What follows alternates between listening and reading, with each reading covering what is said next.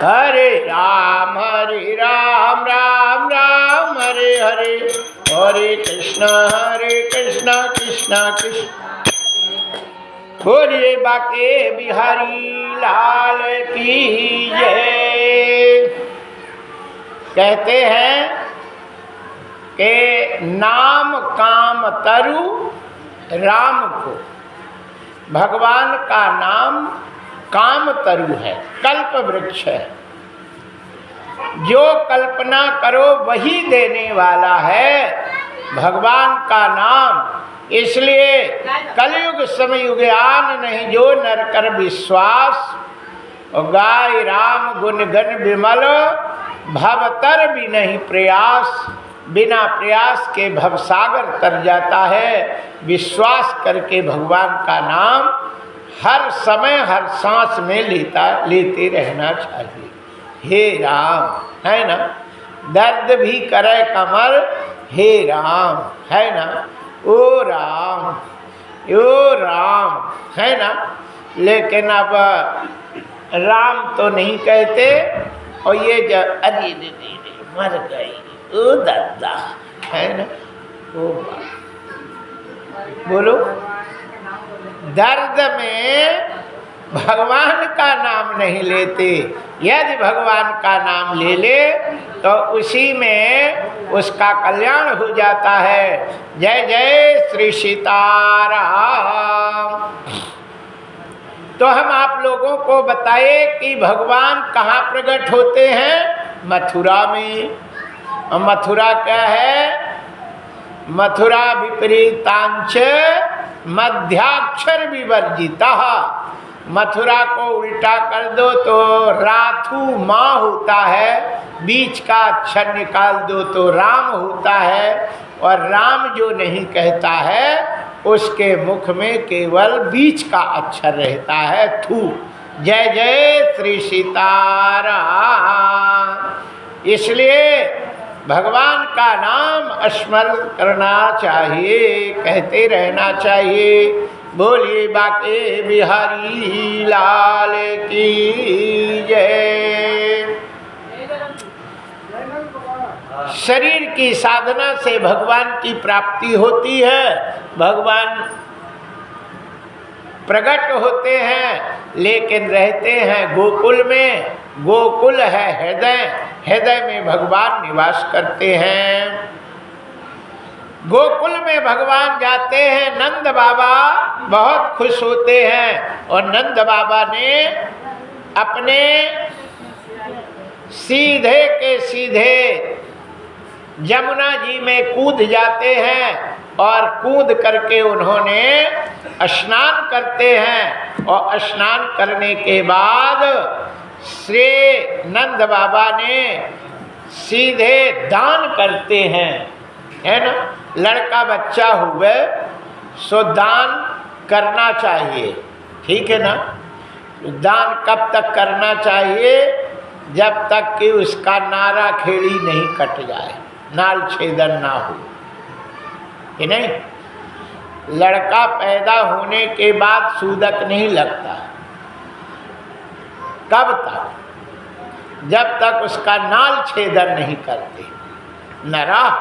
और जैसे नरा काटे वैसे ही घर में सूदक लग जाता है, फिर दान नहीं करना चाहिए, है ना। 6 दिन तक दान पुण्य बंद हो जाता है। लेकिन पुत्र पैदा होने के बाद जैसे सुने कि लड़का हो गया, उस समय दान करे तो वो सूदक नहीं लगता है। जैसे नला काटे, नाल छेदन करे, रस्सी बांध के उसको काट देते, जैसे नरा कटा वैसे ही घर में सूदक लग गया। जय जय श्री सीताराम। फिर दान नहीं करना चाहिए। यहाँ राजा दशरथ के जब राम जी हुए तो उन्होंने खूब दान किया, है ना। और नरा कम से कम 2 घंटे 3 भी नहीं कटे तो कोई दिक्कत नहीं होता, है ना। 1-2 घंटे। पुराने जमाने में देहात में लोग रहने वाले थे, लड़का होता तो फिर वो जाते तो काटने वाली को ले आते, है ना। अब उसको जाने में आने में बरसात वगैरह में 2 घंटे हो जाते, घंटे 2 घंटे लग जाते, और फिर वो आती तब वो नरा काटती। जय जय श्री सीताराम। आजकल की व्यवस्था तो हॉस्पिटल की हो गई है, दर्द किया सीधे हॉस्पिटल ले गए, है ना। अब वहाँ वो सब उपलब्ध रहते हैं, और नहीं हो गए तो उनको पैदा करा देती हैं, और हो जाए तो कोई बात नहीं, वो काट कूट के तैयार कर देती। जय जय श्री सीताराम। पुराने जमाने की बात थी, वहाँ नंद बाबा ने कपड़े के सहित यमुना जी में कूद जाते हैं, और कूद करके उन्होंने स्नान करते हैं, और तिल के साथ पहाड़ का दान करते हैं। तिल का साथ पहाड़ दान करते हैं, गाय का दान करते हैं, घोड़े का दान करते हैं, सोने का दान करते हैं, चांदी का दान करते हैं, अन्न दान करते हैं। कहते हैं कि इस संसार में 16 महादान होते हैं। कितने? 16 महादान हैं। बाकी तो संसार में बहुत से दान होते हैं, लाखों दान हैं, लेकिन 16 महादान कहलाते हैं। जब भी कोई बड़ा काम करे तो 16 में से 16 ना कर सके तो कम से कम 8 दान तो करना ही चाहिए, है ना। जैसे लड़की लड़कन की कुंडली मिलाते तो 36 गुण मिलते हैं। कितने मिलते हैं? 36 गुण। तो 36 गुण में 18 गुण तो मिलना ही चाहिए, कि नहीं। यदि 18 गुण से भी कम मिलते हैं तो वो शादी फिर नहीं करते। जय जय कहते कुंडली नहीं मिल रही, 18 गुण नहीं मिल रहे, कि नहीं। चाहे 1.5 गुण हो, 17 मिले, है ना, तो भी नहीं करते। बोले 1 गुण कम मिल रहा, 18 गुण मिलना चाहिए। इसी प्रकार कोई भी धार्मिक काम करे तो जब कोई बड़ा काम करे तो उसमें से 16 महादान होते हैं। उन 16 महादान में 8 का दान अवश्य करना चाहिए। अच्छा, 16 महादान कौन कौन है उसे आप लोग ध्यान से सुनेंगी, है ना। गावः सुवर्ण रजताम रत्नानि च सरस्वती अतिलः कन्या गजोवस्य शय्यावस्त्रं तथा महिम धन्यं पयस्य छन्दस्य ग्रहं चोपस्करान्वितम् एतान्मेव महादेवी महादानानि षोडशम्। ये 16 महादान हैं। कहते हैं कि जब तीर्थ यात्रा में जावे, कहीं भी जाए, तो ये 16 महादान में कम से कम नहीं तो 8 दान तो करना चाहिए। यदि 8 नहीं करे तो 4 दान तो अवश्य करना चाहिए। ठीक है। अब 16 दान कौन कौन है उसे ध्यान से देखो। गाय का दान महादान है, गऊ का दान महादान, और सोने का दान भी महादान होता है, कि नहीं। अब सोना तो कम से कम नहीं तो 90 के ऊपर चला गया, है ना। 90-91 हज़ार रुपये का 10 ग्राम हो गया है। जय जय। चांदी तो थोड़ी सस्ती, लेकिन सोना बहुत हाई लेवल पे पहुंच गया, कि नहीं। हाँ, सो ये महादान है ये, इसलिए काफ़ी महंगा इसकी काफ़ी कीमत रहती। जय जय श्री सीताराम। तो सोने का दान और चांदी का दान, गऊ का दान ये 3, रत्न का दान 4, विद्या दान 5 और तिल का दान भी महादान होता है। बाबा ने तिल के 7 पहाड़ बना करके दान दिए। इसलिए तिल का जो दान करता है तो सोने के दान से कम नहीं रहता है। वो भी काला तिल का दान की व्यवस्था है। काले तिल से ही देवता पितर प्रसन्न होते हैं। काला तिल ही जल में डाल करके पितरों का तर्पण करना चाहिए। काले तिल का ही दान की व्यवस्था है। काला तिल ही हवन में डालना चाहिए। काला तिल से ही पूजा करना चाहिए। काले तिल का महत्व है। सफेद का तिल का करे तो फायदे के स्थान में नुकसान होता है ना। सफेद तिल की व्यवस्था नहीं, काले तिल की व्यवस्था शास्त्रों में बताई गई है। तो नंद बाबा ने तिल के 7 पहाड़ बना के दान किए थे। भाई वो तिल लगा के पहाड़ बना बना के दान किया ऐसा। तो 16 दान में तिल का बहुत ज़्यादा दान किए थे। तो कहते हैं सोना दान 1, गऊ दान 2, चांदी दान 3, रत्न दान 4, विद्या दान 5, तिल दान 6, हाथी दान 7, घोड़ा का दान 8 और सैया दान, बिस्तर है ना, कंबल वगैरह का दान, ये सेज जो बिछा में है ना, बिछा के बैठे ऐसे आसन का दान भी महादान होता है। बिछाने वाला, बैठने वाले का दान करना चाहिए। तो सैया दान और वस्त्र दान, कपड़े का दान करना भी महादान होता है ना। किसी को वस्त्र पहना दो, वस्त्र का दान करो, वो महादान होता है।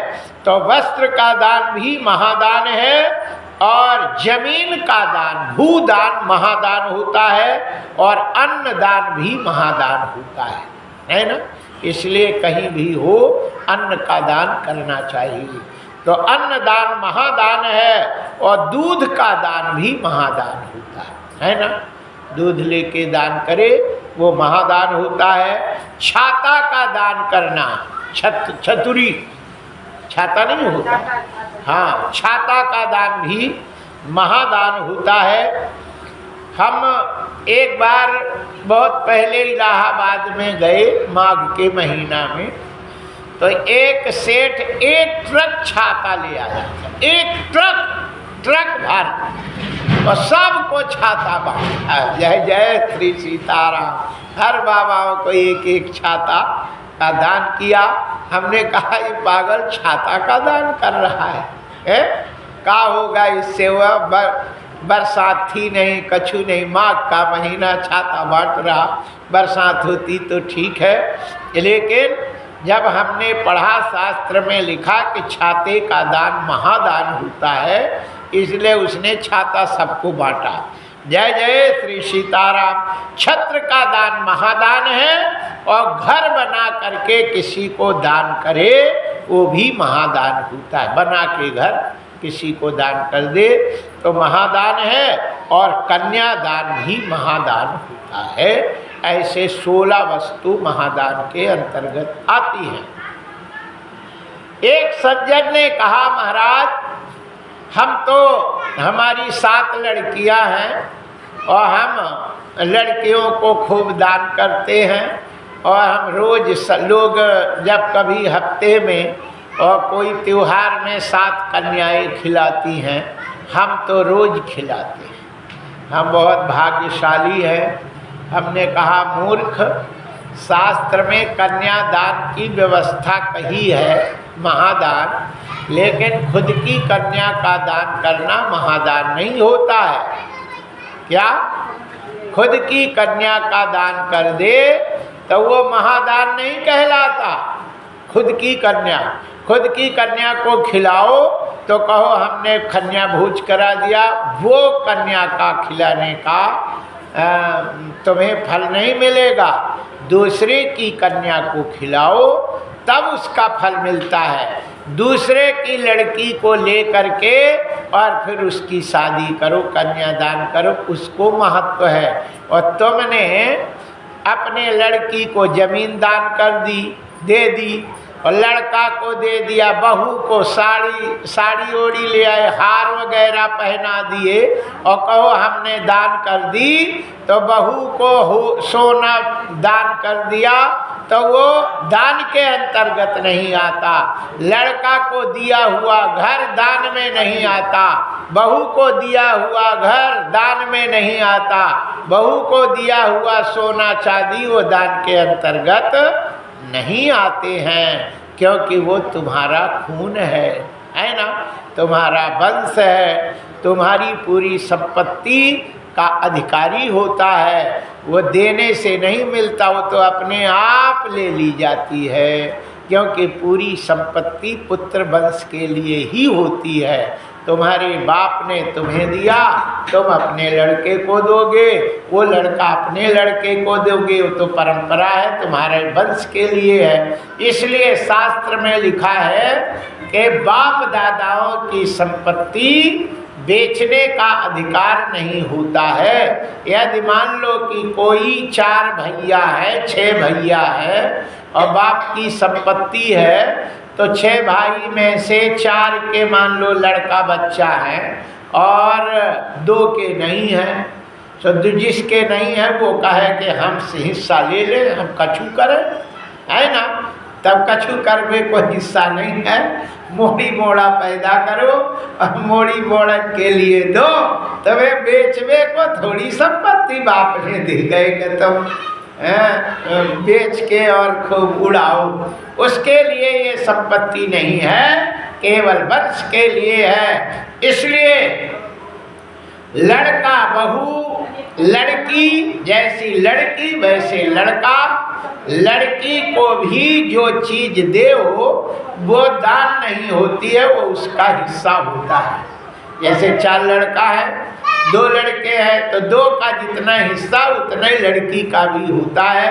तो माँ बाप कहते हैं इसके हिस्से की चीज है ना, रुपया दे दो, ये अपनी है ना, उतनी, तो लोग उतनी ही उसको दहेज में दे देते हैं, है ना, 2 लाख जो भी है और करके उसको दे देते हैं, उसका हिस्सा होता है। इसलिए कभी भी दिमाग में ये नहीं रखना चाहिए कि कन्यादान हमने किया तो महादान किया, वो महादान के अंतर्गत नहीं आता है। खुद की कन्या पराई कन्या को लेके दान करोगे वो कन्यादान कहलाता है। जय जय श्री सीताराम, बोलिए बाके बिहारी लाल की जय। 4 लड़का है और 4 लड़के में 4 गैया है, वो 4 गैया हिस्सा में पड़ गई, एक गाय 4 लड़के।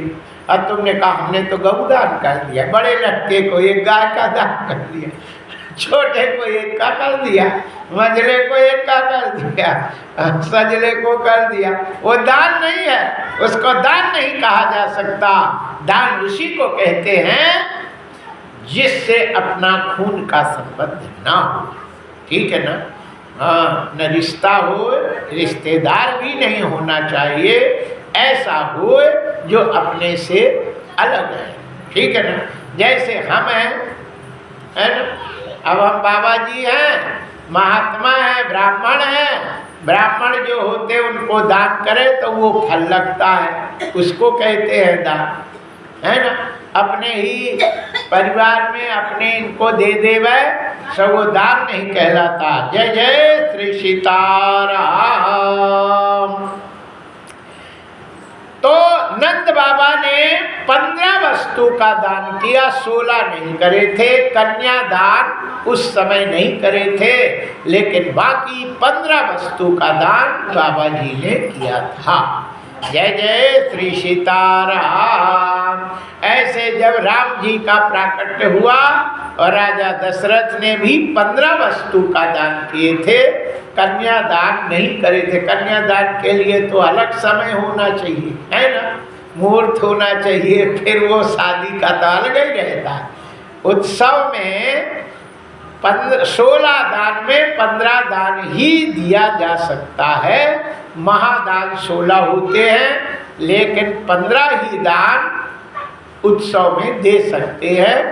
और कन्यादान के लिए तो फिर अलग से व्यवस्था बनती है।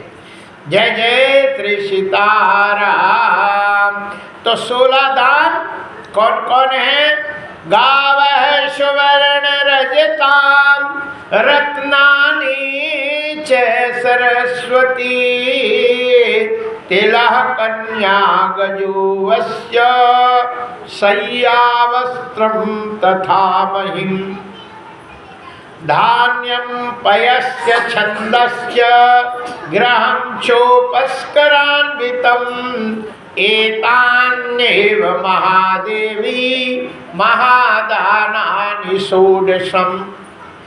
याद रखिए, ये 16 वस्तु का जो दान करता है उसके संस्कार बनते हैं और स्वर्ग की प्राप्ति होती है, भगवान का धाम मिलता है। जय जय श्री सीताराम।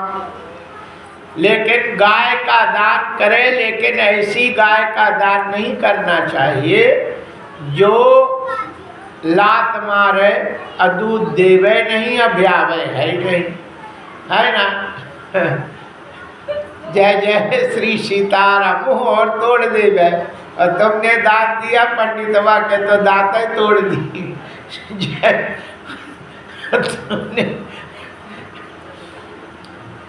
हमने रीवा में कथा कही एक जगह, और वो बड़े श्रद्धावान लोग थे, और उन्होंने कहा महाराज ने बहुत अच्छी बात कही, गौदान तो हम करेंगे ही। सो बच्चों से एक बच्चा ने कहा कि ये इलाहाबादी गैया जो चरती हैं इधर, अनाज खाती हैं, छोड़ देते लोग, इलाहाबादी गैया जो ऐसे, वो एक थी सबके खेत खावे, तो उनने पकड़ ले किसी तरह। अब बोले गुरु बाबा को यही दान कर दो। सो पकड़ लिया, 1-2 दिन किराए, बोले महाराज गैया ये बहुत अच्छी, इसका हम दान करेंगे, आप ले जाना। हमने कहा ठीक है दान करो। अब वो जब उसका पूँछ पकड़ते हैं दान में, पूँछ पकड़ के तर्पण करते, जैसे पूँछ पे मारी लात हो, ये कहो मासा नहीं टूटा। उनने फिर किसी तरह डंडा वंडा लगा के बांध बूंद के, और बड़े मुश्किलें में पूँछ पकड़ पाए, और पूँछ पकड़े, संकल्प करे, और दान हमारे हाथ में दे दिए। बोले महाराज गौ दान हो गया, अब इसे तुम ले जाना। हमने कहा ठीक है। अब कथा जब समाप्त हुई तो बोले महाराज गौ को तो आप ले ही जाएंगे। हमने कहा कि अब तुमने एक बात नहीं सुनी है भागवत में। बोले का? बोले गाय, दूध देने वाली गाय बछड़े के साथ दान देने का विधान है, छूछ गाय का दान कभी नहीं किया जाता है ना। छूछ गाय का दान करे तो परिवार वालों को तो हो ही गया सीताराम। इसलिए गऊ दान करे तो बछड़े सहित दूध देने वाली गाय का दान करना चाहिए। तो जजमान तुम एक काम करो, अब ये गाय को तुम घर में पालो, और जब ये दूध देने लगे तो हमें बुलाना, तो इसकी बढ़िया खीर बना के खिलाना, और फिर गाय को देना, तो हम जो लगा के दूध और फिर हमें दान कर। अरे बोले महाराज आपने अधूरी कथा कही। हमने कहा काहे को अधूरी कही, हम तो गौदान की व्यवस्था बनाई, लेकिन अब कैसी गाय होना चाहिए तुमने पूछा ही नहीं। अब उसको तो खिला ही ना पावे, बहुत खतरनाक। बोले महाराज ये तो हमने इलाहाबादी पकड़ ले आए थे, और अब क्या होगा। हमने कहा अब इसके लिए तुम्हें गाय खरीद के दान करना पड़ेगा, जो दूध वाली है। 100 रट्टे में पड़ गए। फिर वो झूठ मूठ की गाय का उन्हें 17,000 की गैया खरीद के और फिर दान करी। जय श्री सीताराम। बोलिए बाके बिहारी लाल के। श्रीमद्भागवत की कथा में हम आप लोगों को बता रहे थे कि भगवान श्री कृष्ण के प्राकट्य में नंद बाबा के यहाँ नंदोत्सव हो रहा है और नंद बाबा ने तिल के 7 पहाड़ का दान करते हैं और कहते हैं कि जब पितर नाराज होते हैं तो संतान नहीं होती है और संतान होती भी है तो अच्छी नहीं होती। इसलिए पितरों को प्रसन्न करने के लिए तिल का दान अत्यंत फायदेमंद होता है। नंद बाबा ने सोचे कि पितर नाराज थे, इसीलिए मेरे बुढ़ापे में संतान हुई, इसलिए पितरों को प्रसन्न करने के लिए हम तिल का दान करें और तिल दान करते हैं। आइए एक भजन। सारे देवों में कृष्ण जब ढा गया, मुझे मुरली वाला पसंद आ गया, मुझे मुरली वाला पसंद गया। सारे देवों में कृष्ण गजब ढा गया, मुझे मुरली वाला पसंद आ गया। सारे देवों में कृष्ण गजब ढा गया, मुझे मुरली वाला पसंद आ, मुझे मुरली वाला पसंद आ गया, मुझे मुरली वाला पसंद। सारे देवों में कृष्ण गजब ढा गया, मुझे मुरली वाला पसंद। सारे देवों में कृष्ण गजब ढा गया, सारे देवों में कृष्ण गजब, मुझे मुरली वाला पसंद आ गया। सारे देवों में कृष्ण गजब ढा गया, मुझे मुरली वो देखे मुझे मैं न देखूं उसे, वो देखे मुझे मैं न देखूं, वो देखे मुझे मैं न देखूं उसे, वो देखे मुझे मैं न देखूं। मैं मिलना भी चाहूं मिलना मुझे, मैं मिलना चाहूं मिलना। वो भक्ति का रोग लगा के गया, वो तो भक्ति का रोग लगा के गया, मुझे मुरली वाला पसंद आ गया। मेरे देवों में कृष्ण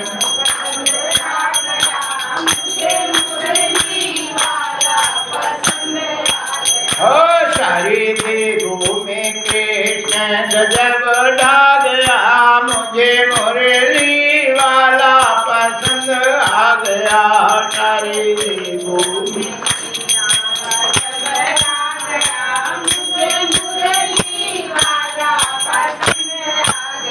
मुझे मुरली वाला पसंद आ गया, मुझे मुरली।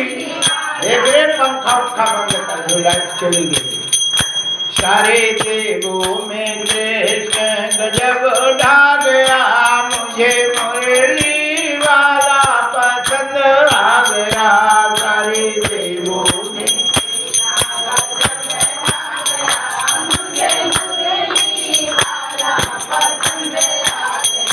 जब उसने दिया मैं दिखा ना सकूं, उसने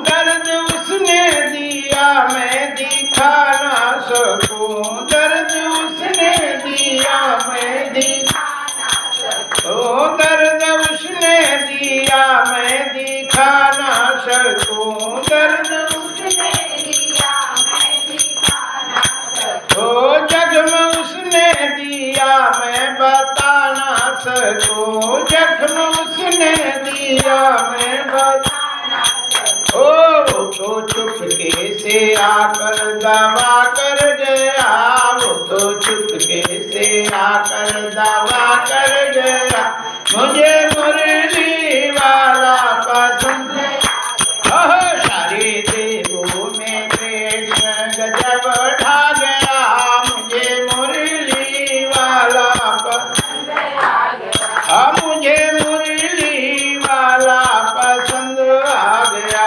मुझे मुरली वाला पसंद आ गया। मैंने दिल से बुलाया वो आया नहीं, मैंने दिल से बुलाया वो, मैंने ध्यान लगाया वो आए नहीं, मैंने ध्यान लगाया वो वो तो दर्द दिखा कर चला जो गया, वो तो दर्द दिखा कर चला तो गया, मुझे मुरली वाला पसंद मुझे दिल में देवों गजब ढा गया, मुझे मुरली वाला पसंद सारी देवों में कृष्ण गजब ढा गया, मुझे मुरली वाला पसंद तेरे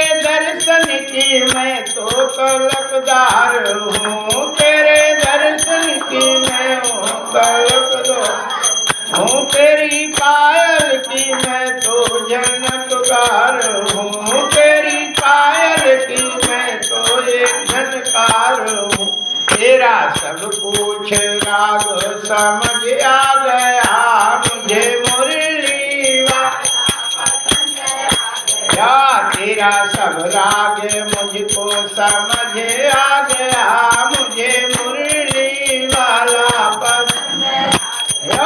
सारे देवों में कृष्ण गजब ढा गया, मुझे मुरली वाला पसंद आ गया, सारे देवों में कृष्ण गजब ढा गया, मुझे मुरली वाला पसंद आ गया। बोलिए बाके बिहारी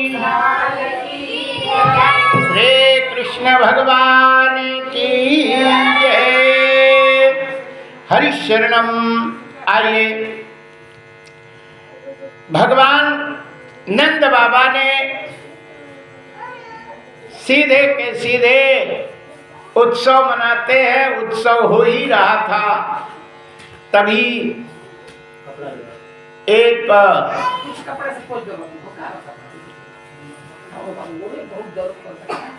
एक सज्जन आके कहते हैं, बाबा तुम्हारे लड़के के साथ पैदे होने वाले सारे लड़के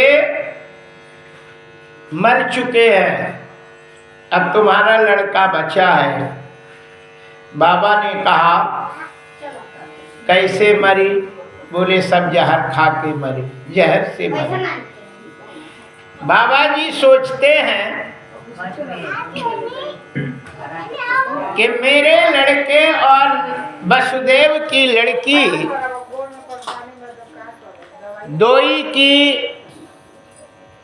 एक ही साथ जन्म हुआ था। लड़की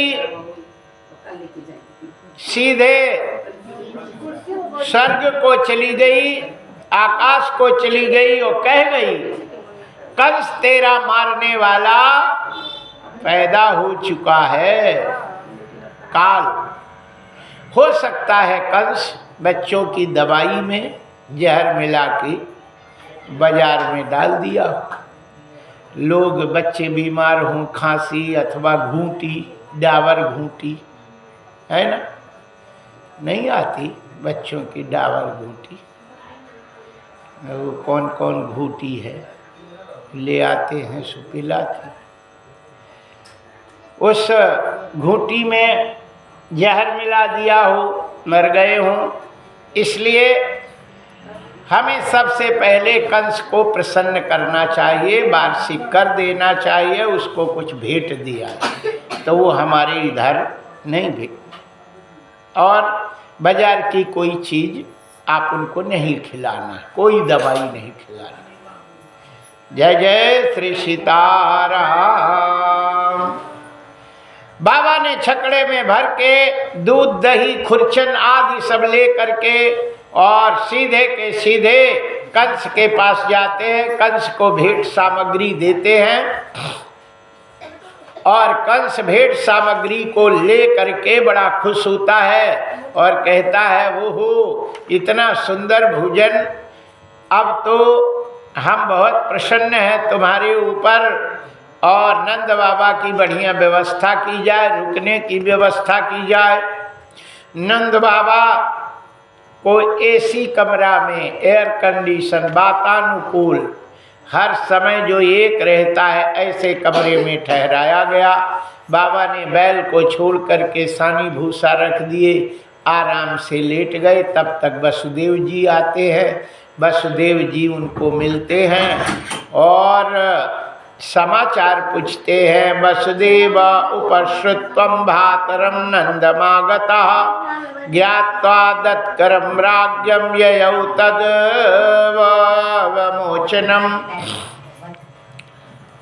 नंद बाबा और वसुदेव दो ही मिलते हैं, बहुत गले लगते हैं, बहुत सुख का अनुभव होता है। एक मिलने वाले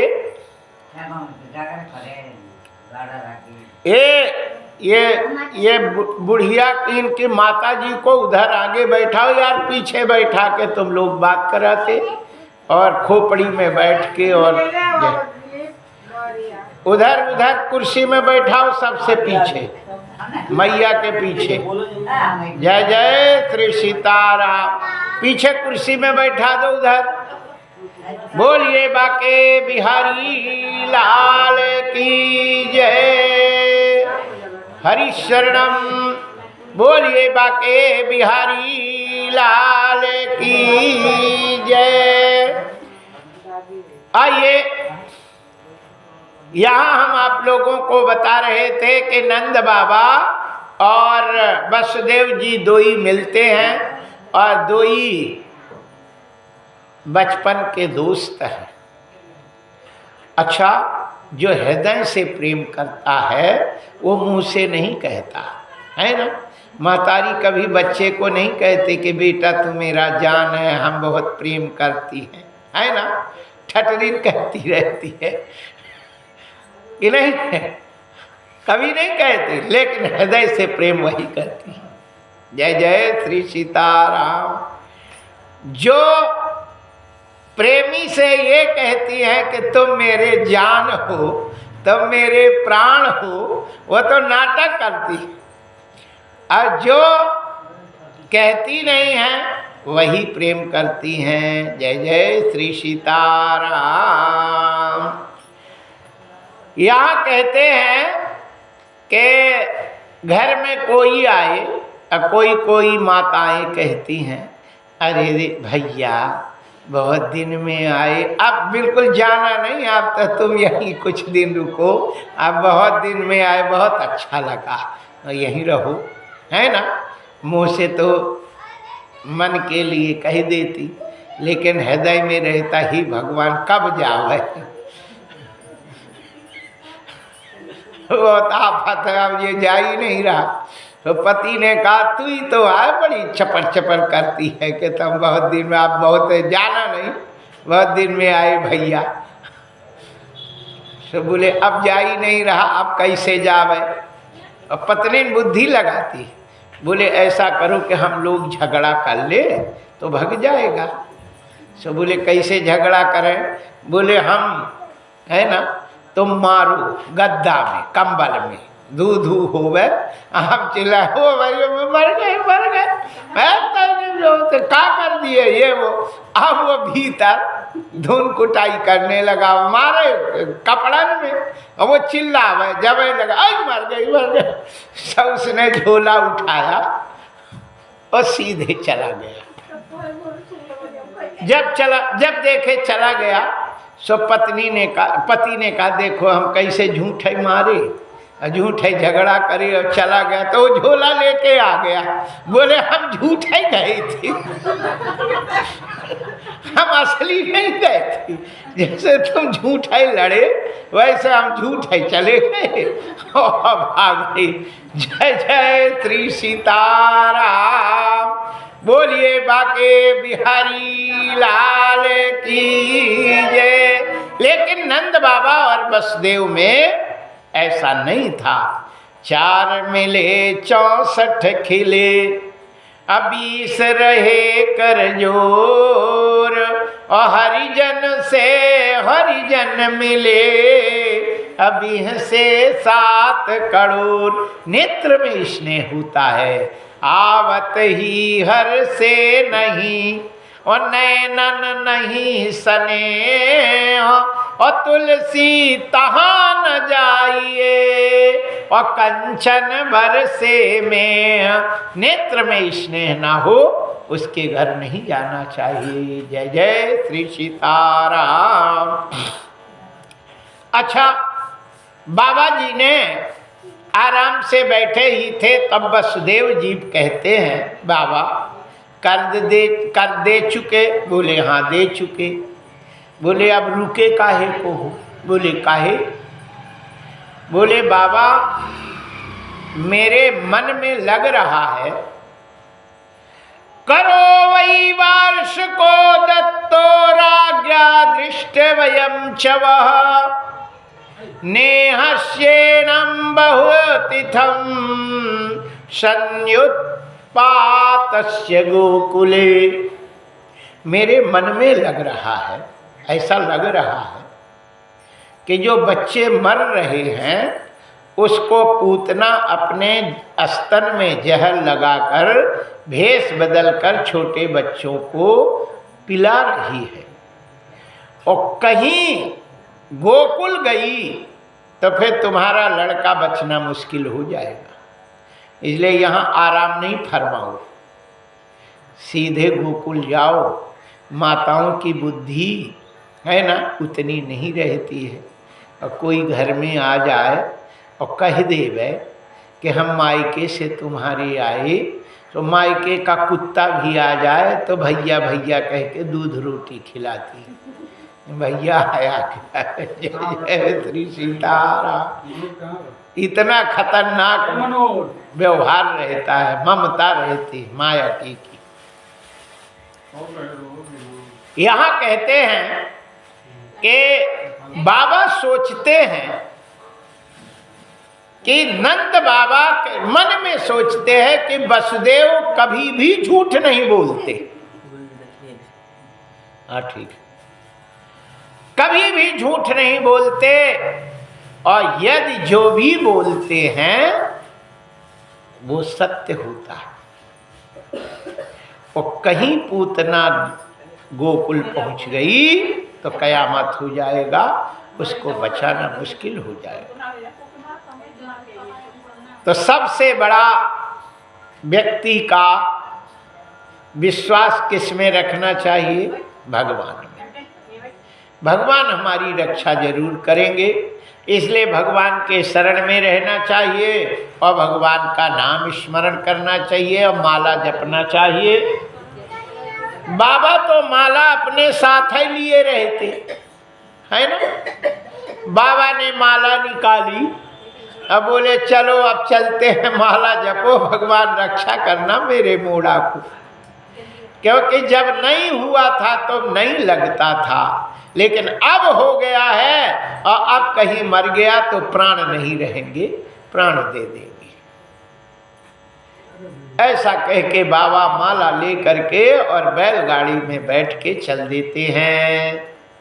मुझे दे दो भजन की वही माला, मुझे दे दो भजन की वही माला, मुझे दे दो भजन की वही माला, मुझे दे दो भजन की वही माला।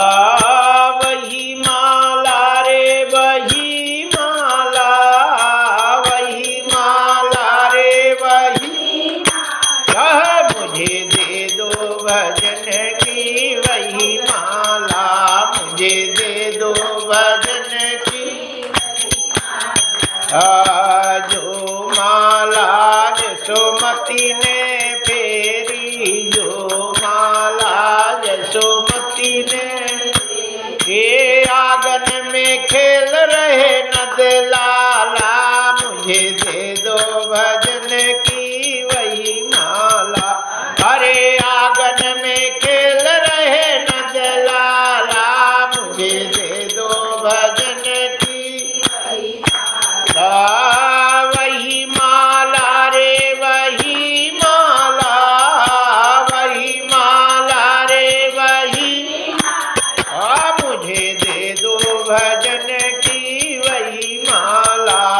मुझे दे दो भजन की, और जो माला सबरी ने फेरी, जो माला सबरी ने, जो माला सबरी ने फेरी, जो माला सबरी ने, आंगन में आ गए प्रतिपाला हो, आंगन में आ गए प्रतिपाला, मुझे दे दो भजन की वही माला, मुझे दे दो भजन की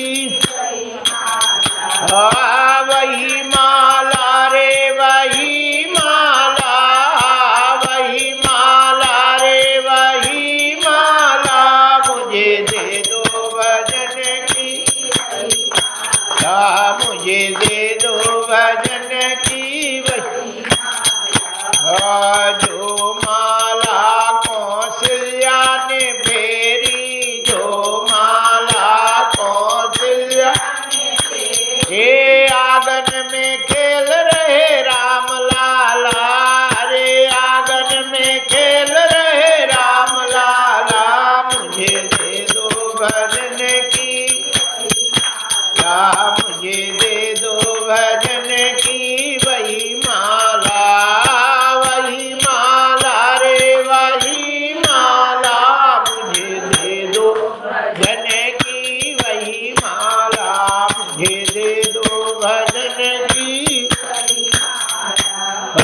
जो माला हनुमत ने फेरी, जो माला हनुमत ने हे सारी लंका जला डाला, रे सारी लंका जला डाला, मुझे दे दो भजन, मुझे दे दो भजन की वही माला, मुझे दे दो भजन की माला, मुझे दे दो भजन की वही माला, मुझे दे दो भजन की वही माला, मुझे दे दो भजन की वही माला, मुझे दे दो भजन की वही माला।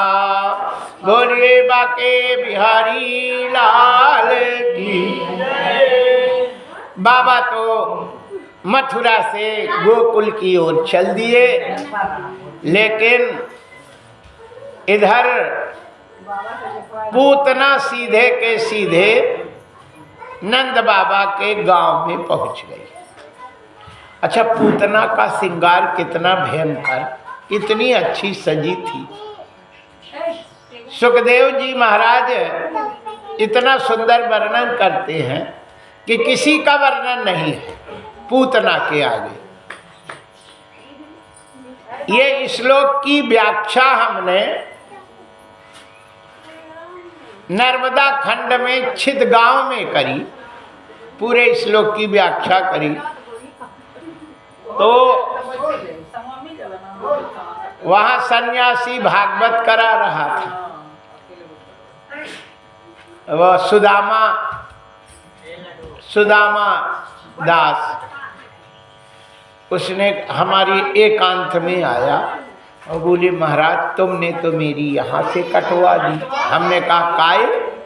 बोली ऐसी व्याख्या करना। हमने कहा इस श्लोक तो लिखा है, देख ले, मैंने तो उसकी अर्थ करे। बोले ऐसे नहीं करना चाहिए, लुगाइयों की बात नहीं करो महाराज। हमने कहा काय? बोले महाराज औरतों की बात की कथा नहीं करना। हमने कहा तो भागवत काहे को करा रहा, तो योग वशिष्ठ कराना था, जिसमें औरतों की बात ही नहीं है। जय जय श्री सीताराम। कृष्ण में तो, कृष्ण कथा में तो औरतें से शुरू होती कि नहीं।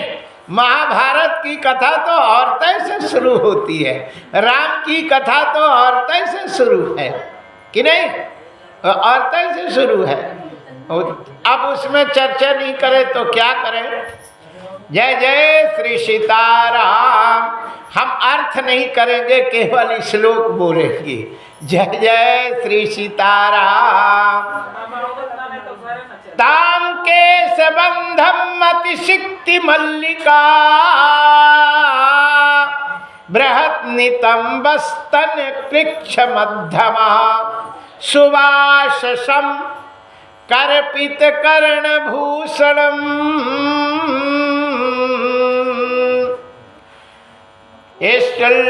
कुंतल मंडित मंडिताननम वल्गुप्सिता पांग विसर्ग विक्षितैर मनोहरंतिम बनितां ब्रजौकसाम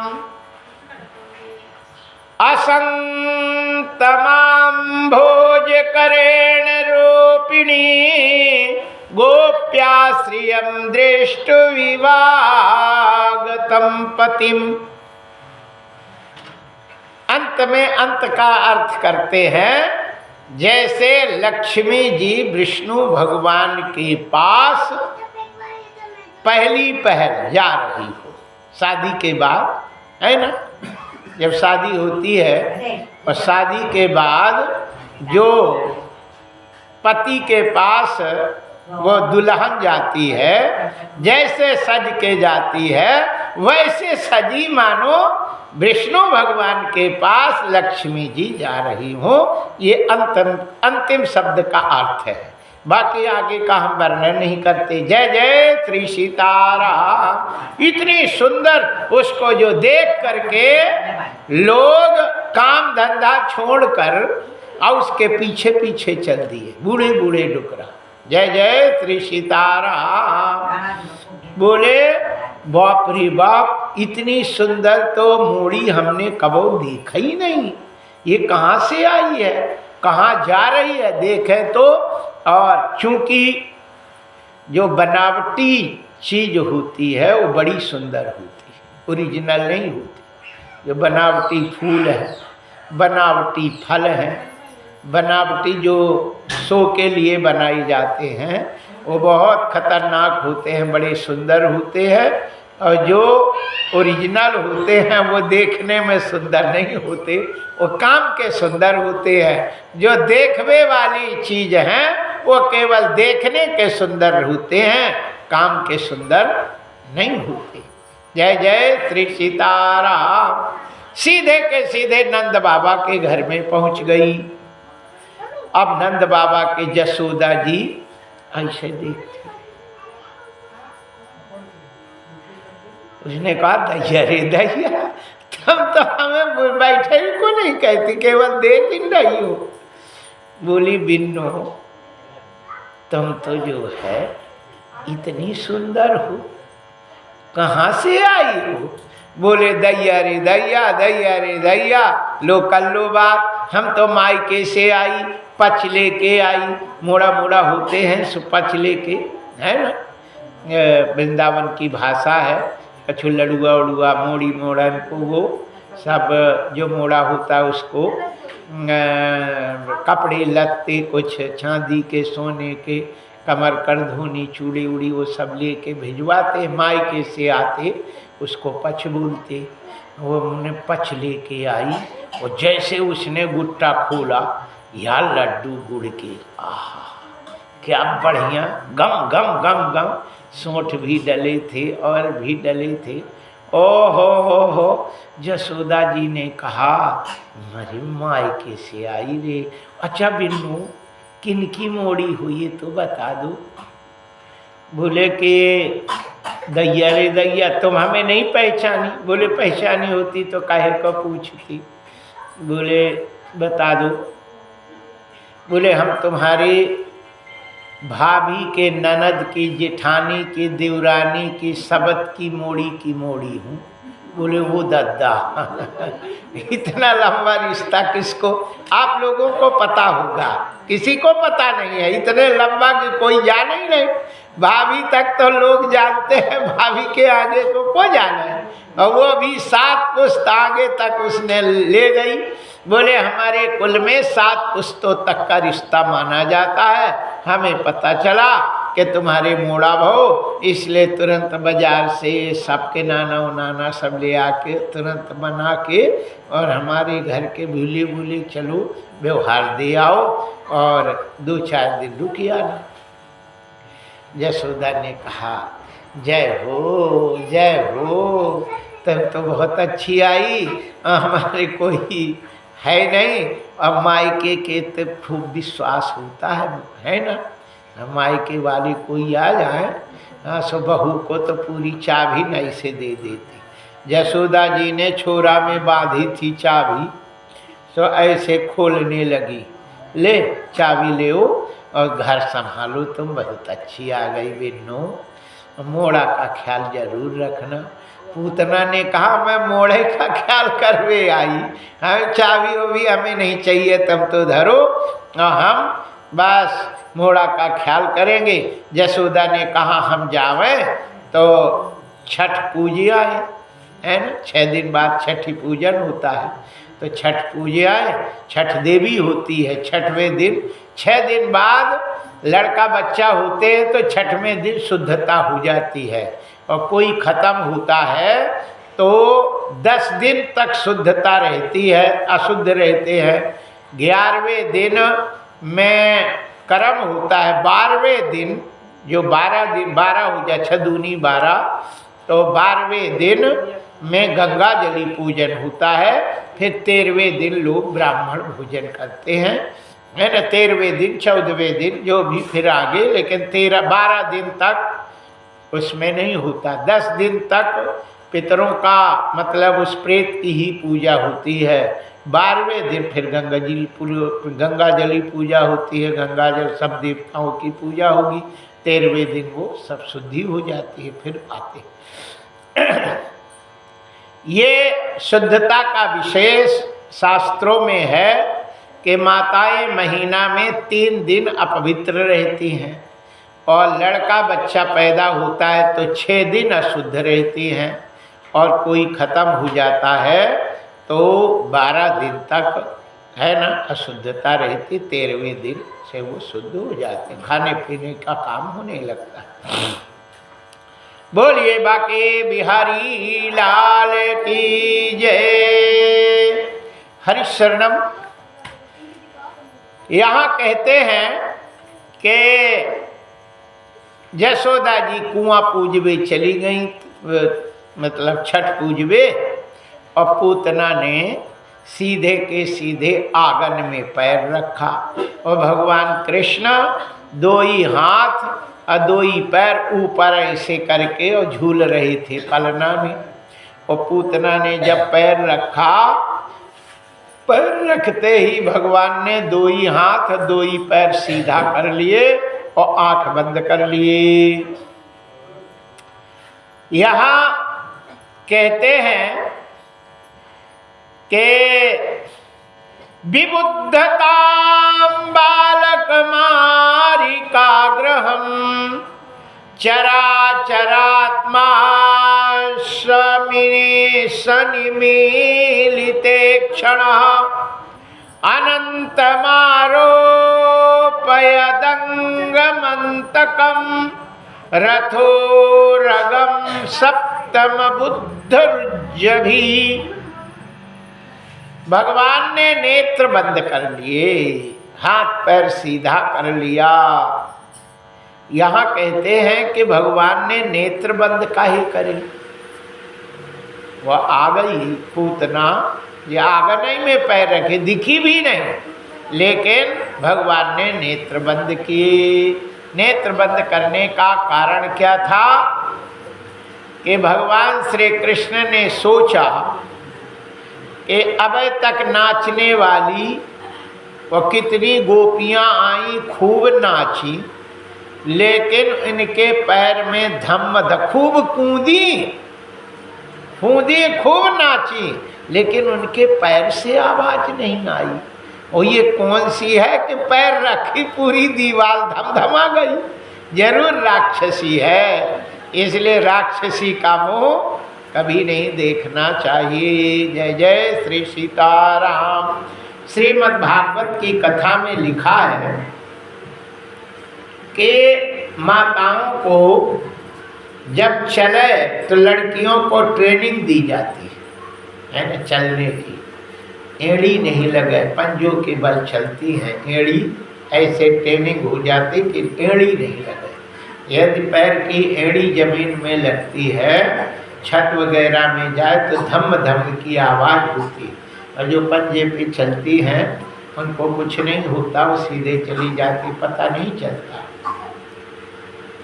पुराने जमाने में बहुएं घर से भीतर से बाहर निकल आए तो किसी को पता नहीं चलता कि बहू आई कि नहीं है, को आ रहा है। और दरवाजे में ससुर वगैरह बैठी रहती है ना, और अपने संगी साथी के साथ बात करती। और कछु बात ऐसी करते कि जो सुनने लायक नहीं रहती, बहू बिटिया के सामने नहीं कहती। और बहू आ जाए तो उन्हें शर्म लगती कि भैया अरे आ गई, हमें पता ही नहीं चला। तो ससुर बड़े बुद्धिमान होते, सोनी के पास जाते, गए और बोले ऐसे पैर में पायल कर दो तो छुनुन छुनुन बोले, तो रोना वोना लगा के पायल पहना देती। अब जब भीतर से बाहर, कमरा से बाहर निकले तो पैर रखे तो छम, और ससुर समझ जाए कि अब बहू आंगन में आई है ना।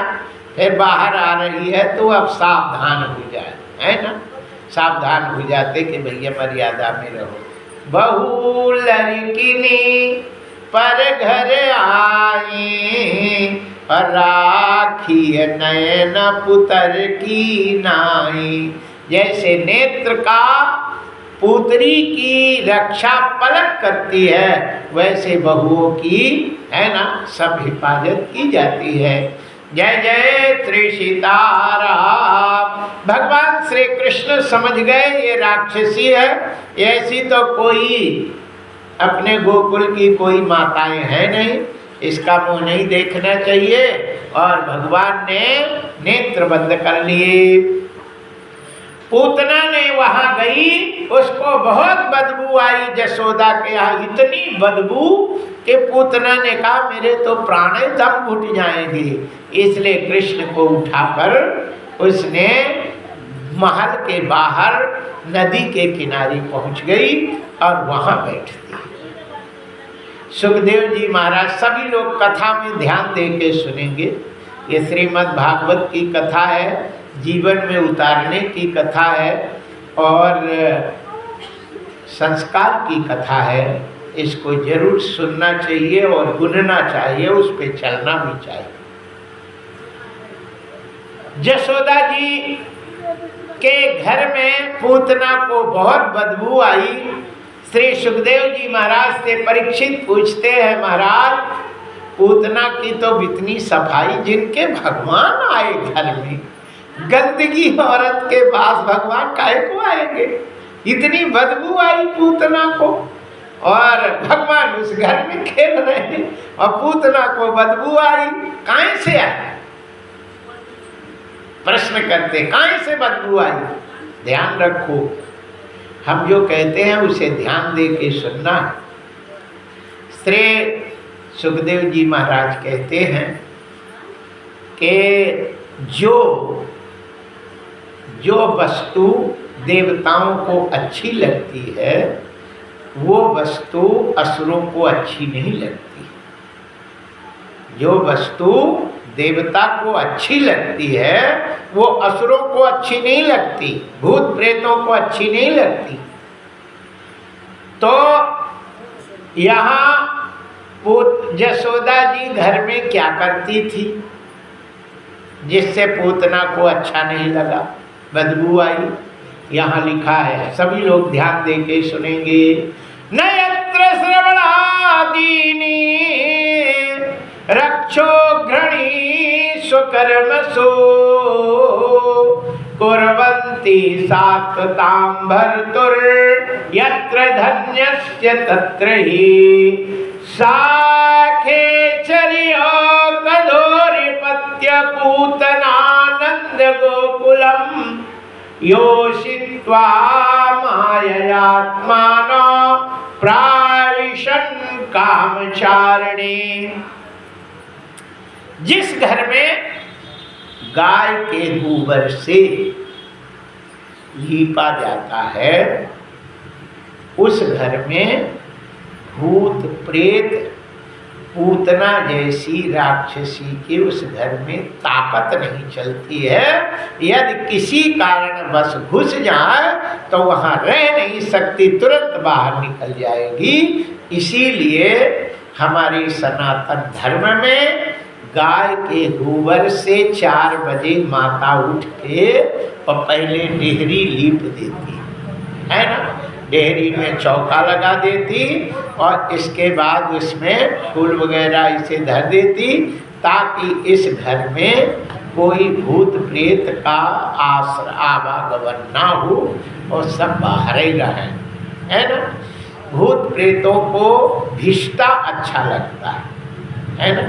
जहाँ गंदगी हो, भिष्टा हो, लेट्रिन हो, उसमें भूत प्रेत खूब आनंद से डेरा जमा के रहते। ये जगह बहुत अच्छी है। और कहीं गाय के गोबर से लिप जाए तो वहाँ पे तो उनकी नानी मर जाती है, सीधे भाग लेते हैं। इसीलिए घर को गाय के गोबर से लीपते हैं पुराने जमाने में। और जब गाय के गोबर से घर लिप जाता है तो वहाँ भूत प्रेत कछु नहीं आते, रोग बाधा सब भाग जाती है और घर बढ़िया स्वच्छ रहता, माताओं के दर्द नहीं होता। और नहीं कहते महाराज जय जय श्री सीताराम। अब तुमने शौक शान करके और सब में टाइल्स माइल्स लगा दे और सीमेंट के घर बना दे, अब भोगेगा को, है ना। या तो आँख का सुख ले लो और या तो शरीर का सुख ले लो। अब दो ही कैसे लग सकते। घर में टाइल्स चिकना बढ़िया फर्श, अब तुम्हें दर्द नहीं करे तो किसका करेगा बताइए। सोचो, पुराने जमाने में गोबर से लिखता था, कच्चे मकान हुआ करते थे और वहाँ पे, लेकिन उसमें एक साधन हम आप लोगों को बताते हैं। जिन घर में टाइल्स है, सीमेंट लगा है, गोबर से नहीं लिप जाए तो वो गोमूत्र जरूर रखना चाहिए 4-5 लीटर घर में। जब भी पोछा लगाओ तो गोमूत्र उसमें पोछा में जरूर डाल लोगे और उससे जब पोछा लगेगा तो उसमें भूत प्रेत कोई नहीं आएंगे और घर स्वच्छ और पवित्र रहेगा। जय जय श्री सीताराम। कहते हैं इस संसार में गाय का बहुत बड़ा महत्व है। पूतना सीधे के सीधे नरवा के किनारे भगवान को ले जाती है, जहाँ लोग लैट्रिन वगैरह बैठते हैं, नरवा के किनारे शौच करते, वहाँ उसको बड़ा सुगंध आया, वहीं बैठ करके कृष्ण को अपने स्तन पान कराती है और भगवान ने उसके दोनों हाथ से उसके स्तन को बड़े जोर से पकड़ लेते हैं। गाढ़व कराभ्याम भगवान प्रपीडित प्राणौ समम रोष समन्व पीता। प्राण के साथ उसके रोष से उसके दूध को पीने लगे। तभी वो घबरा गई, एक ही सेकंड में उसकी छाती फटने लगी और कहती है छोड़ दे, बस कर, बस। समुंच मुंचालमिति प्रभासिनी निष्णीन मानाखिल जीव मर्मणि विवित्र नेत्रे चरणौ भुजौ मुहुः प्रविश्य गाता क्षिप्तिरुरुदा तस्याश्वनीनांचित शील संयसा साद्रेर्वहिनो चचाल मद्रता। छोड़ दे, बस कर। समुंच मुंचाल मिति प्रभासिने, बस कर, छोड़। भगवान ने थोड़ा मुंह निकाल के बोले पूतना मेरी एक आदत बहुत खराब है। वो कौन सी है? मैं किसी को पकड़ता नहीं और जो मुझे पकड़ लेता है फिर उसे हम कभी जिंदगी में छोड़ते नहीं। यद गत्वा न निवर्तन्ते, इसलिए होश रखो, भगवान को पकड़ो नहीं। और यदि भगवान को तुमने पकड़ लिया और भगवान पकड़ने पाए तुम्हें, तो फिर तुम्हें छोड़ेंगे नहीं। जय जय श्री सीताराम। आइए, पूतना हिट कर डाली, लेकिन भगवान ने उसको नहीं छोड़े। अब वो घबरा गई, बड़े जोर से चिल्लाती है, पूरे पहाड़ दिक्पाल सब थर्रा गए और उठ करके भगने लगी, लेकिन प्राण निकल गए और वो जमीन पे गिर पड़ी और गिरते गिरते 6 कोस के पेड़ चूर चूर हो गए। इतनी बड़ी थी। 6 कोस का मतलब 18 किलोमीटर रोड जाम। और कहो बस्ती में नहीं गिरी, नहीं तो सबके घर चौपट हो जाते, लेकिन वो तो ऐसी गिरी कि बिल्कुल जंगल में, बिल्कुल खेतन में, और रोड जाम हो गया। अब बाबा उधर से आए तो रोड जाम था, पूतना रोड में पड़ी थी, ट्रक इधर के उधर, बैलगाड़ी सब जाम। बोले कैसी? उधर उसके चिल्लाहट को सुनकर यशोदा जी दौड़ के आई। बोले मेरी रिश्तेदारनी बिन्नू कहाँ है? अब वो बिन्नू तो बिन्नू है। लोगों ने कहा वो बिन्नू नहीं थी, पूतना थी, तेरे तुम्हारे बच्चे को लेके भाग गई। कहाँ? बोले वो तो मर गई, अब बच्चा तुम्हारा सही है। यशोदा तो ऐसी दौड़ी कि उन्हें ना कछु नहीं दिखा, और जाके निकालो मेरे बच्चा, निकालो मेरे बच्चा, निकालो। और उन्होंने ग्वाल वालों ने सीधे है ना बालूल उसके पकड़ के चढ़ चुड़ के भगवान के पैर पकड़ के खींचे। वो दो ही छाती के बीच में, अस्तनों के बीच में लेटे थे, खेल रहे थे, पैर पकड़ के यशोदा को दिए। यशोदा ने ऐसे लेके देख दी मुँह के तरफ। तो भगवान की आँखें ऐसे थी, उनको शंका हो गई कि पूतना की आत्मा घुस गई इसमें। चलो भैया झड़ावे, सब झड़ाने के लिए वो झाड़े। तो कहते हैं कि पूतना गाय के पास जाती है, और गाय के पास जा कर के और गाय के पूंछ से झाड़ती है।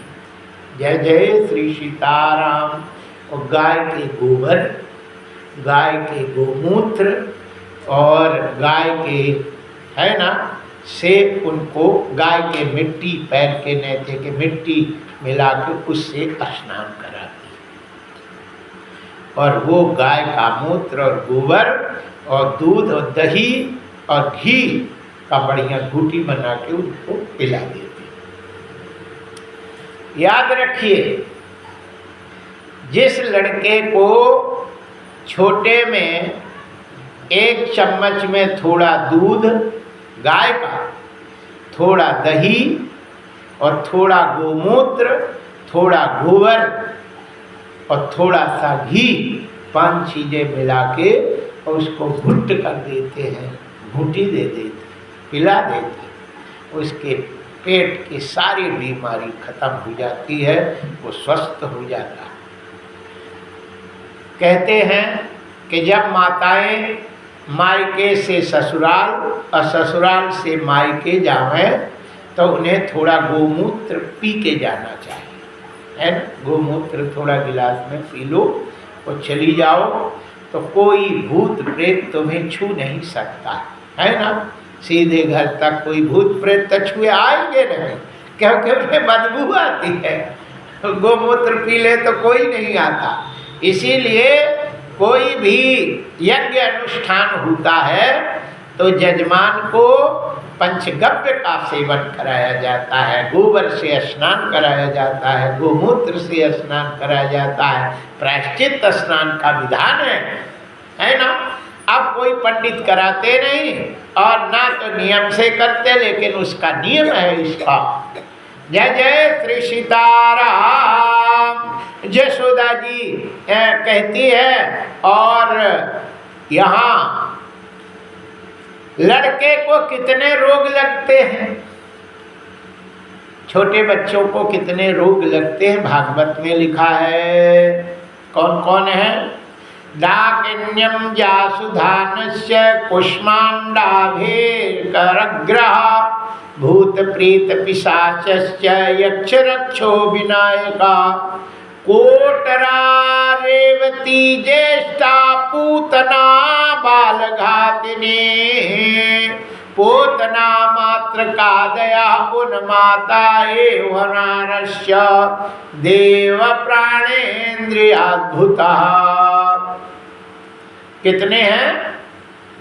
पागलपन, सूखापन, मिर्गी रोग और कोटरा, ज्येष्ठा, पूतना, बालघातिनी, कुष्मांडा, भूत प्रेत पिशाच यक्ष रक्ष विनायक आदि सब छोटे बच्चे को लग जाते हैं। और जो लग गए तो ये समझो कि फिर कोई दवा से ठीक नहीं होते। ये लड़का को सूखा रोग लग जाए तो ये फिर ठीक नहीं होता। और किसी को पागलपन लग जाए, किसी को मिर्गी लग जाए तो फिर वो मारी के जाते, चाहे कितना कोट दबा कर डालो ठीक नहीं होता। एक बार आ गया तो इसलिए ये सारे रोगों को दूर करने की एक दवाई है। अब वो दवाई यदि कर दो तो कोई भी पत्थरा के मारे नहीं मरेगा। दवाई कर दे, बच्चे को कोई कुछ कर ही नहीं सकता। काय कितना उपाय कर लो उसकी कोई असर नहीं करेगा। वो दवाई कौन सी है? जय जय श्री सीताराम। वो दवाई है तो महंगी, लेकिन हम फ्री में देते, ये बताते। बोलिए बाके बिहारी लाल की जय। स्वप्न दृष्ट महोत्पाता वृद्ध बाल गृहश्चे असर्वे नश्यन्तु ते विष्णुर्नाम ग्रहण भीरवा। सबका नाश कर देता है भगवान का नाम, है ना। इसलिए बच्चों को खिलाते समय, मुगाते समय, प्रेम करते समय भगवान का नाम लेना चाहिए, है ना। राधे राधे कृष्णा कृष्णा, है ना। ओ राम मेरे लाल है, मेरे कान्हा आ गए, मेरे कन्हैया आ रहे हैं, है ना। ऐसे करके उनको मुगाना चाहिए, उनको शांत करना चाहिए। लेकिन आजकल की व्यवस्था तो जय जय सीताराम है ना। एक बार हम ट्रेन में जा रहे थे तो एक छोटा सा बच्चा था 2 महीने का। अब वो रो रहा था, कहाँ उसकी माँ उसको लिए ट्रेन में खड़ी ऐसे लिए थी, उल्ले उल्ले उल्ले उल्ले उल्ले उल्ले उल्ले ओले ओले। हमने पूछा माता जी ये उल्ली उल्ली क्या होती है? ये उल्ली उल्ली क्या है? तो हंसने लगी। हमने कहा तुम उल्ली उल्ली तो कहने में तुम्हारी जीभ कलती है और राधे राधे कहने में तुम्हारी छाती फटती है। कुली कुली है। हे भगवान, अरे राम राम कहो, राधे राधे कहो, कृष्णा कृष्णा कहो, है ना। ये मेरे नाम है। अरे राधे, अरे कान्हा, अरे कान्हा, अरे अरे कान्हा, बोलो ठीक हो जाएगा। वो भी कहते हैं जो भी मर्ज है वो सारे मर्ज भगवान के नाम स्मरण से चले जाते हैं, सब सही हो जाएगा। तो उल्ली उल्ली करके और उसको मर्ज दे रहे और कभी भी दिन जिंदगी भर उल्ली उल्ली करता रह जाएगा, कभी ठीक नहीं होगा।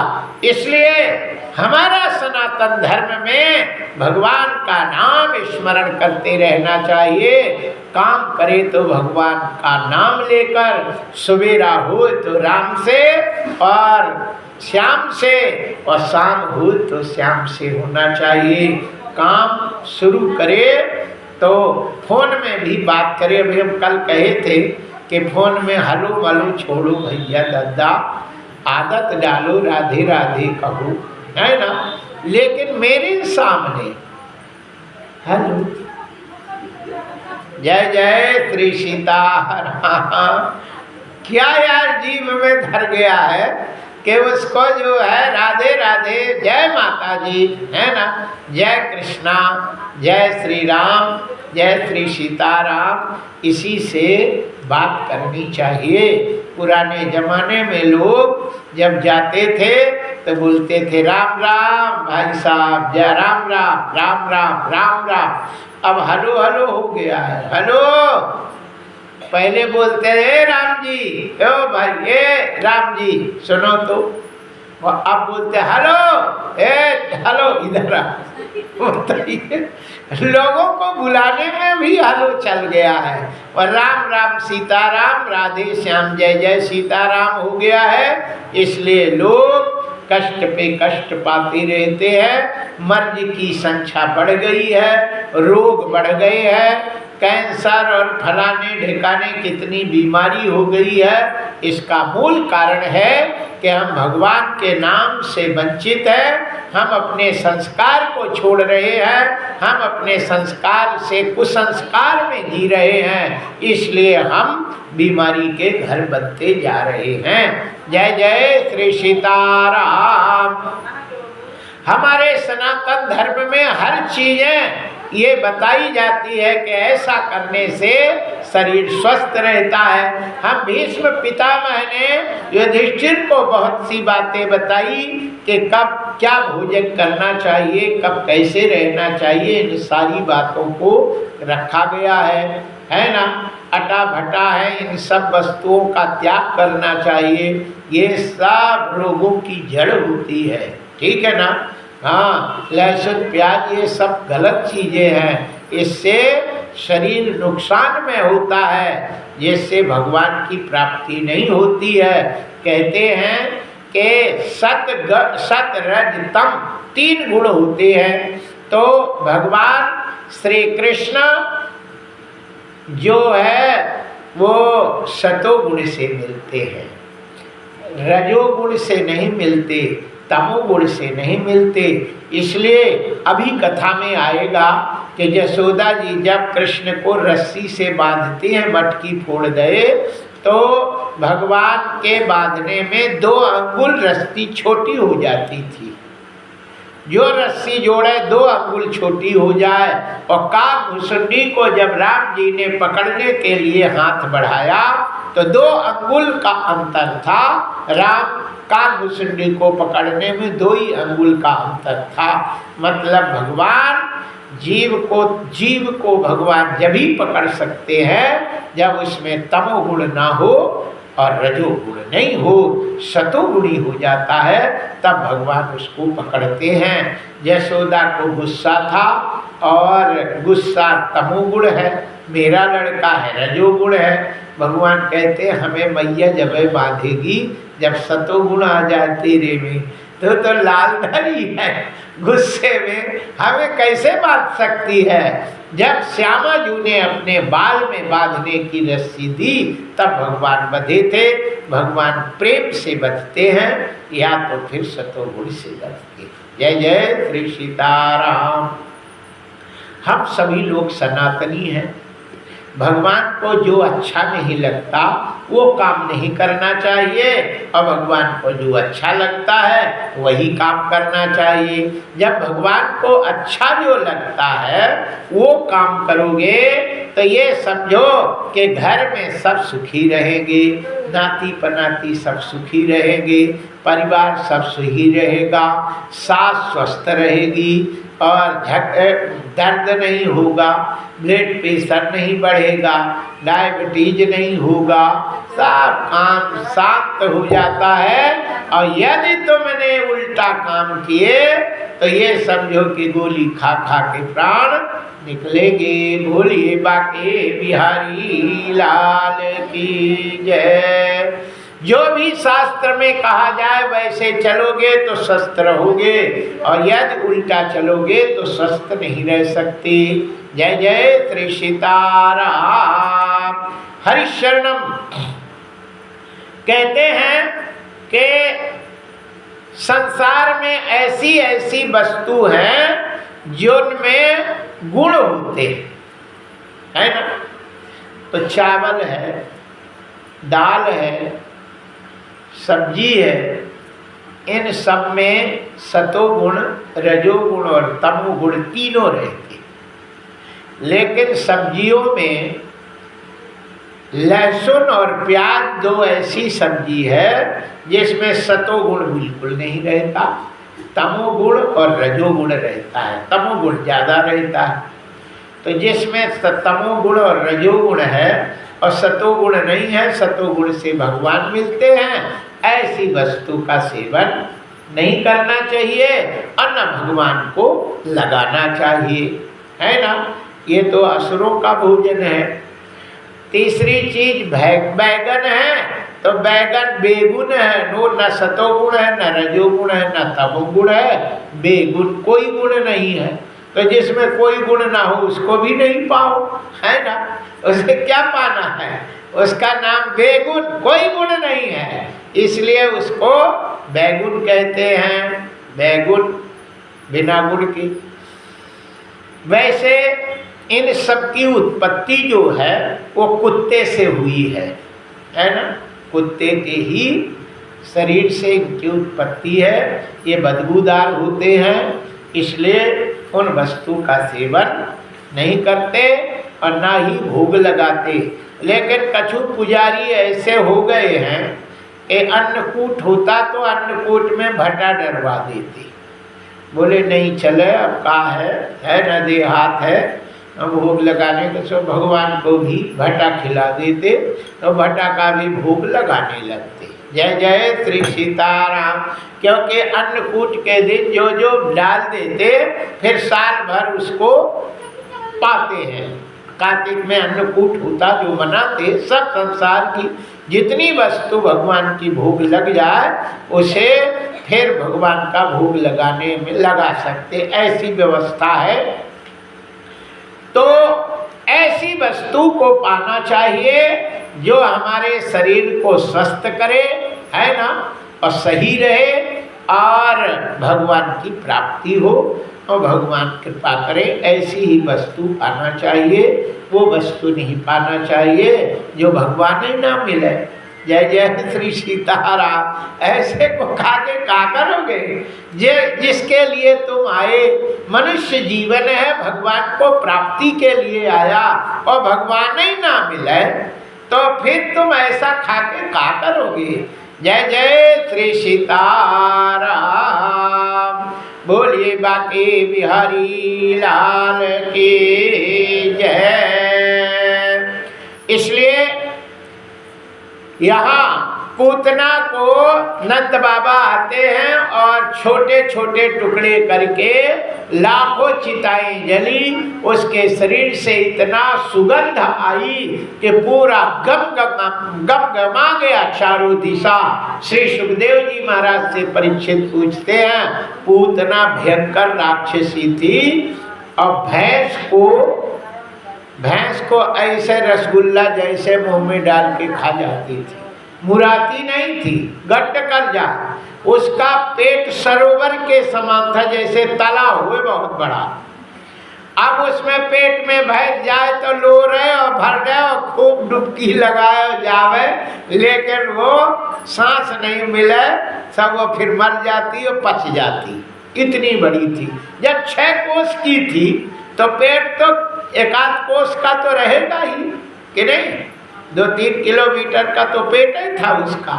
और इतनी बड़ी थी कि भैंस को तो ऐसे जीरा जैसे कर जाती थी, और अकरी बकरी तो पता ही नहीं कहाँ है, वो ऐसे पा जाए। जय जय। उसके शरीर से इतनी सुगंध कैसे, बदबू आनी चाहिए। श्री सुखदेव जी महाराज कहते हैं कि भगवान ने जिसके छाती में दूध पिया वो माँ बन गई, और भगवान की माँ के शरीर से कभी बदबू नहीं आ सकती। अहो बकी स्तन काल कूट अजिघासया पाय यद्यप स्वाधि लेभे गतिर्धातृचितम्